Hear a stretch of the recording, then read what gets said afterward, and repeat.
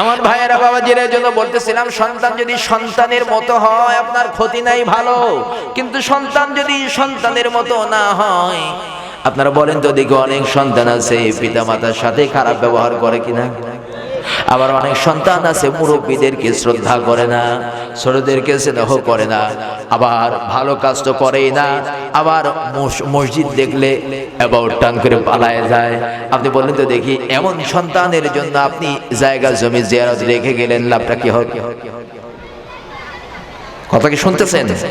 বিবেক দিয়ে শুনতে হবে। আজকে কিন্তু ওয়াশ করবো ইনশাআল্লাহ। আমার ভাইয়েরা বাবাজিরা, তাহলে সন্তান বানাতে হবে কেমন? এই যে আমার বিবি ভাই একটা বাঘের বাচ্চার কাজ করেছে, আলহামদুলিল্লাহ পড়েন। ছেলেকে হাফেজ কোরআন বানিয়েছে, আলহামদুলিল্লাহ। আলহেরার মতো প্রতিষ্ঠান থেকে নিয়ে এসে হাফেজ কোরআন বানিয়েছে।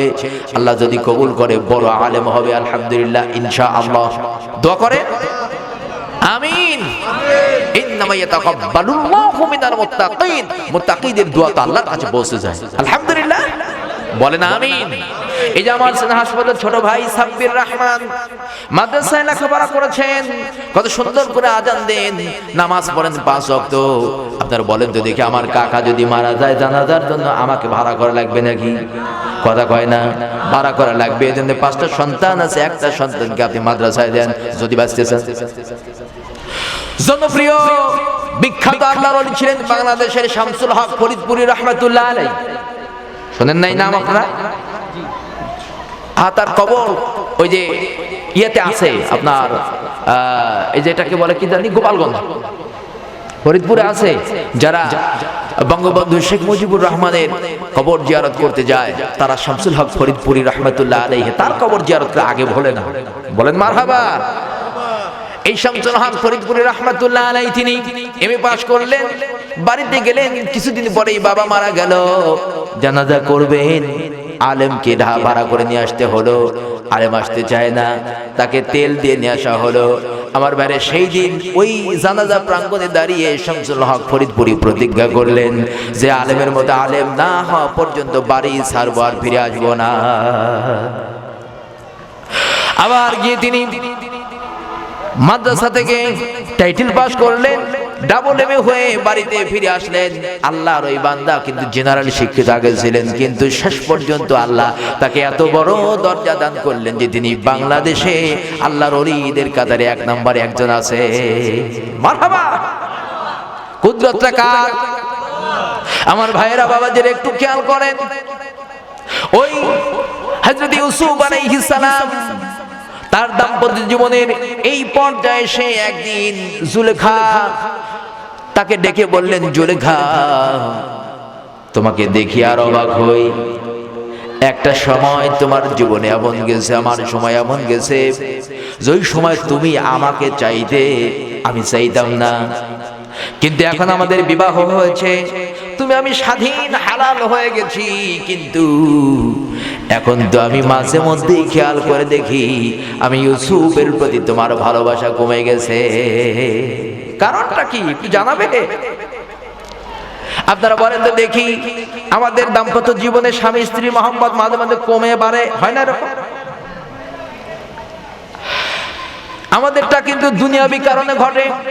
কিন্তু ইউসুফ আলাইহিস সালামকে জুলেখা যে জবাব দিচ্ছে, জুলেখা ডাক দিয়ে বললেন, পয়গম্বর, যখন আপনি আমার প্রতি নারাজ ছিলেন, আমি আপনাকে চেয়েছিলাম, রাজি ছিলাম, কিন্তু ওটা ছিল হারাম, সেটা প্রমাণ করলেন আপনি আমাকে। আর তার কারণে আমি যখন বুঝতাম না, জানতাম না, না জানায় না বুঝে আপনাকে পেতে চেয়েছিলাম। ওগো পয়গম্বর শুনুন, এখন আপনি আমার স্বামী, আমি আপনার বিবি। আপনাকে যখন পেলাম না, অনেক চেষ্টা করলাম, ব্যর্থ হলাম, বিবাহ তো হলো না। আপনার চিন্তা করতে করতে আমার চক্ষু কিন্তু অন্ধ হয়ে গেল, চোখের পানি পড়তে পড়তে অন্ধ পর্যন্ত হয়ে গেলাম, আপনাকে পেলাম না। কিন্তু আপনার একটা পরামর্শ ওই সময় আমাকে এই অবস্থায় এনে দাঁড় করাইছে। আপনি বলেছিলেন, আপনি আমাকে কেন চান না? আপনি বলেছিলেন এখন জুলেখা, আমি তোমার যে প্রেম দেখতে পাচ্ছি, তোমার ওই প্রেমের চাইতে লক্ষ কোটি কোটি গুণ প্রেম, মহব্বত, ভালোবাসা, সৌন্দর্য আমার রব্বে কারিমের দরবারে আমি দেখতে পাচ্ছি। আমার রব তার ওই ভালোবাসা দিয়ে আমি ইউসুফকে তার প্রেমে প্রেমাসক্ত করেছে, আর আমি তার জন্য তোমার প্রেমে আসক্ত হতে পারছি না, তোমার ডাকে সাড়া দিচ্ছি না। তুমি তো জানো না, ওই মাওলার প্রেম যখন কোনো বান্দার অন্তরে ঢুকে যায়, দুনিয়ার সব ভালোবাসা ওই আল্লাহর বান্দা বান্দির কাছে তখন তুচ্ছ নগণ্য হয়ে যায়। আরে প্রেমিকেরা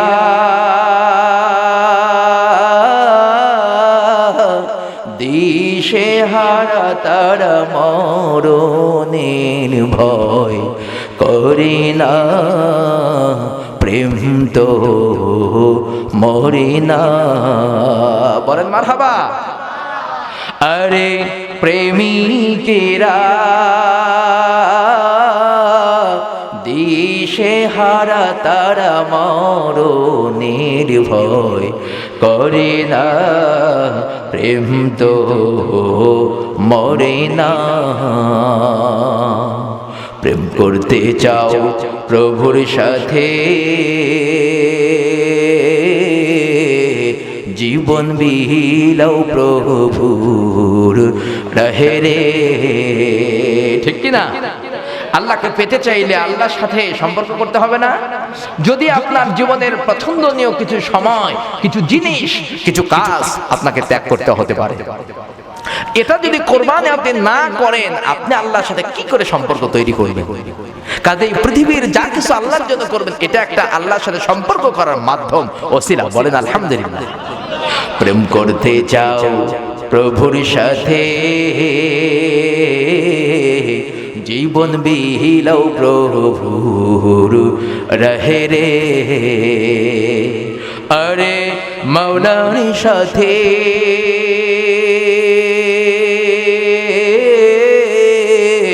ভালোবাসা বিনে কোনো কাজে মন বসে না, প্রেম তো মরে না।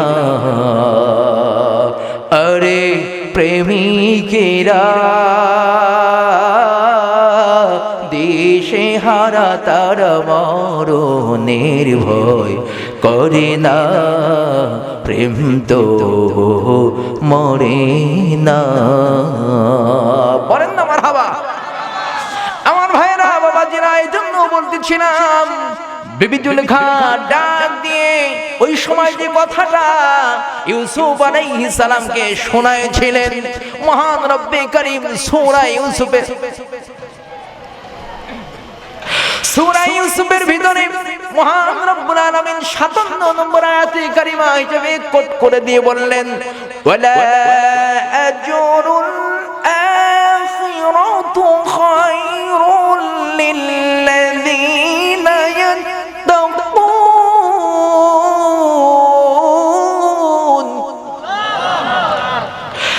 আল্লাহ রাব্বুল আলামিন বলছেন, যে বাজারা আমি আল্লাহ কি ভয় করে আর ভয় করে আমার প্রতি ঈমান আনয়ন করে ভালো কাজ করে, পরহেজগারিতা অবলম্বন করে, অর্থাৎ সতর্ক হয়ে চলে, পাপাচারের মধ্যে গা ভাসায় দিয়ে থাকে না, পাপ দেখলে সেখান থেকে ওয়াইদা মাররু বিল্লাগহি মাররু কিরামা, সম্মানের সাথে নিজের সম্মানকে বাঁচায়ে নিয়ে সে তখন ওখান থেকে ফিরে আসে।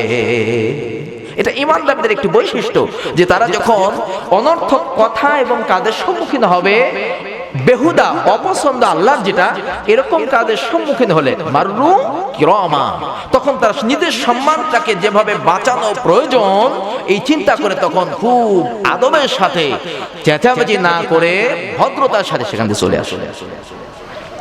বলেন না মারহাবা। হযরত ইউসুফ আলাইহিস সালাম যেহেতু পয়গম্বর, জুলেখার ভাষা তার বুঝতে বাকি নাই। ইউসুফ আলাইহিস সালাম কি বিবি ডাক দিয়ে বললেন, এখন আমি আপনার মাধ্যমে ওই আল্লাহকে পেয়েছি, ওই আল্লাহর পরিচয় আগে চিনতাম না, জানতাম না। যার কারণে আমি রব্বে কারিমের জন্য সময় দিতাম না, সময়টা আপনাকে দিয়েছি। কিন্তু আপনার মাধ্যমে যখন আমি ওই রব্বে কারিমের ইবাদত বন্দেগী করে যে স্বাদ, মজা, ভালোবাসা, ভালো লাগা আমি পেয়েছি, এখন আমার মন চায় সারাক্ষণ যেন আমি ওই মাবুদ মালিকের সেজদায় পড়ে থাকি। সুতরাং এর মধ্য দিয়ে আমি আমার জীবনের একটা আলাদা পরিবেশে নিজেকে দাঁড় করাই এনেছি। ও স্বামী, ওই আলাদা দাঁড় করানো ভালো লাগা, ভালোবাসা, তৃপ্তির মধ্যে আপনি স্বামীর ভালোবাসাটা আমার কাছে এত দামি না যত দামি আমার রব্বুল আলামিনের ভালোবাসা। আমার ভাইয়েরা, বাবাজিরা, আপনারা বলেন তো দেখি, জুলেখা কি প্রমাণ করলেন? সে আল্লাহকে ভালোবাসতে শুরু করেছে, আর আল্লাহর ভালোবাসার সামনে শ্বাস পেয়ে গেছে।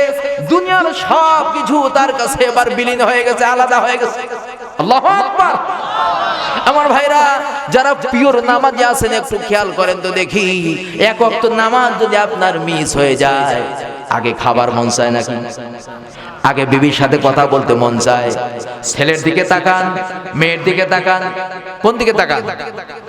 আগে নামাজ। আল্লাহু আকবার। ঈমান তো এমন অবস্থা, ঈমানদার ব্যক্তি যখন মসজিদ থেকে বের হবে, আবার মসজিদের সঙ্গে তার একটা কানেকশন থাকবে, ফিরে না আসা পর্যন্ত সে এর জন্য বিধিব্যস্ত থাকবে।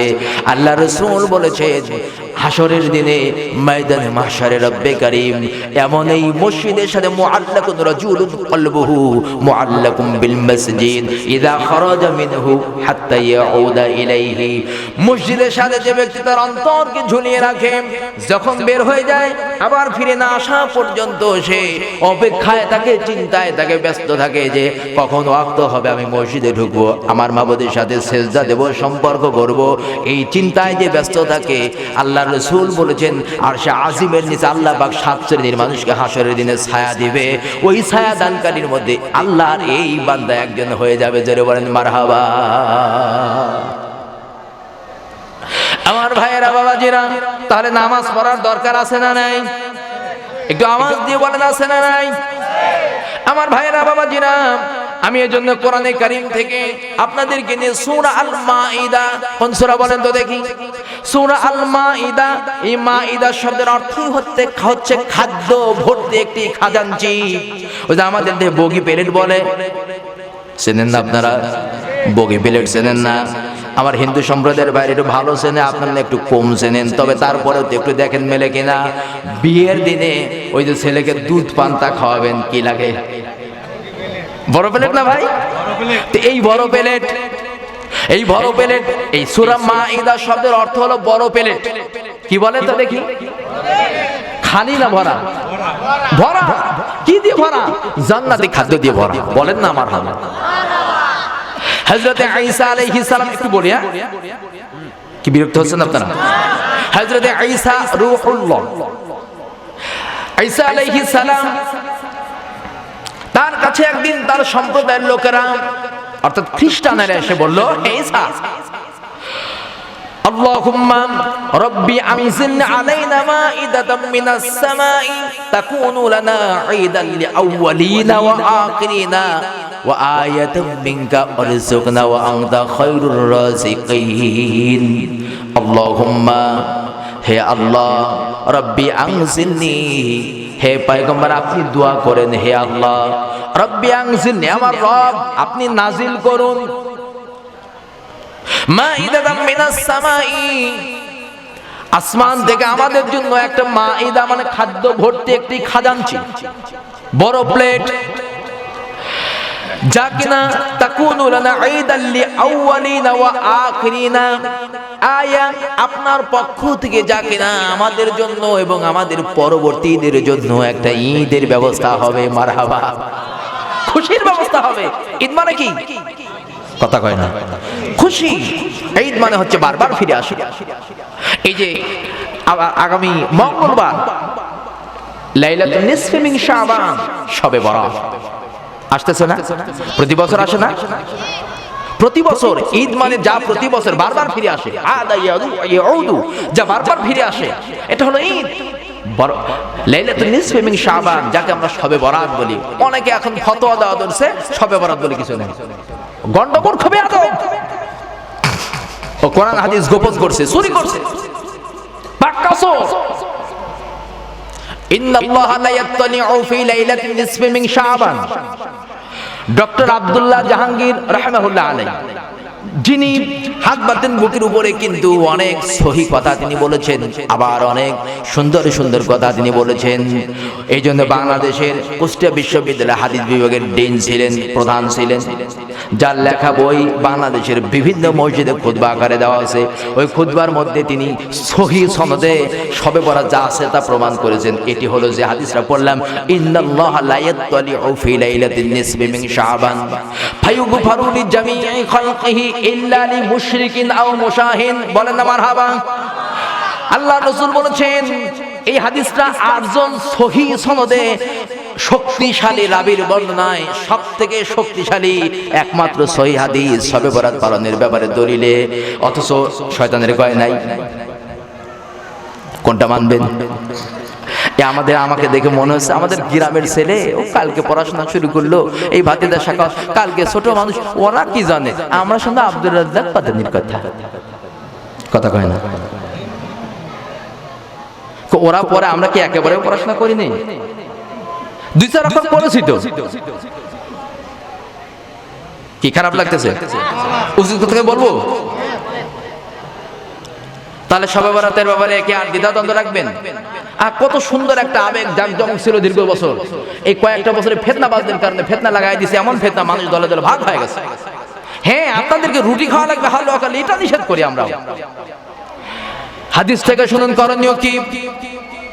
আল্লাহ রাসূল বলেছেন, ইন্নাল্লাহা, নিশ্চয়ই আল্লাহ, লা ইয়াত্তালিউ, দৃষ্টিপাত করেন, দৃষ্টি দেন, তাকায়ে থাকেন আপনাদের দিকে, ফি লাইলাতিন নিসফি মিন শাবান, 14 তারিখ দিবাগত রাত, অর্থাৎ শাবান মাসের মধ্য রজনী, অর্ধ রজনীতে আপনাদের দিকে তাকান।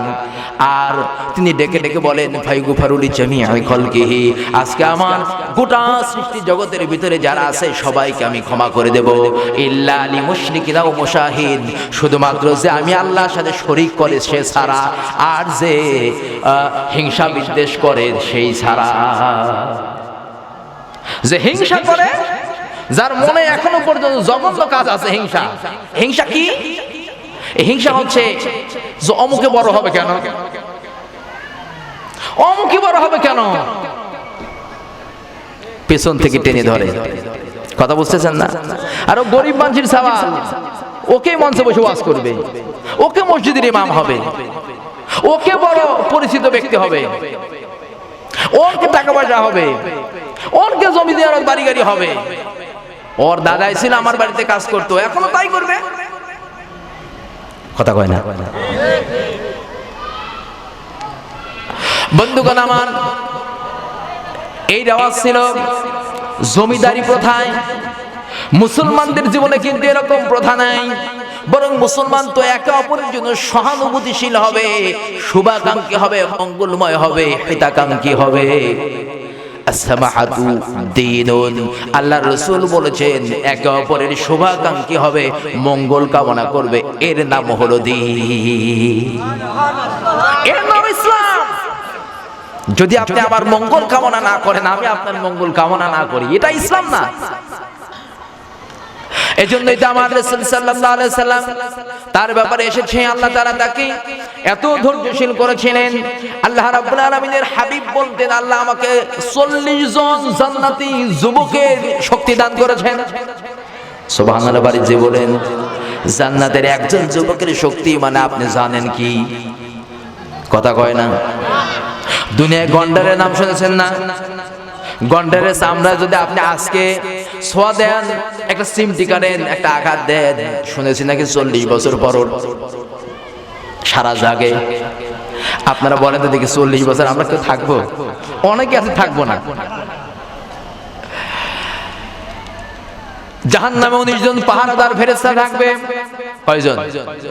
19 জন পাহারাদার ফেরেশতা থাকবে। একজন ফেরেশতার নাম হলো ফেরেশতা মালিক।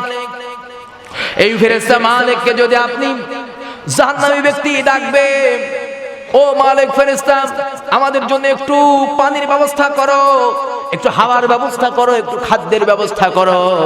জাহান্নামের আগুন তো সহ্য করতে পারি না, জ্বলে পুড়ে অঙ্গার হয়ে যায়, থাকতে পারি না, গরম তীব্র দহন যন্ত্রণা, আমাদের জন্য একটু ব্যবস্থা করো।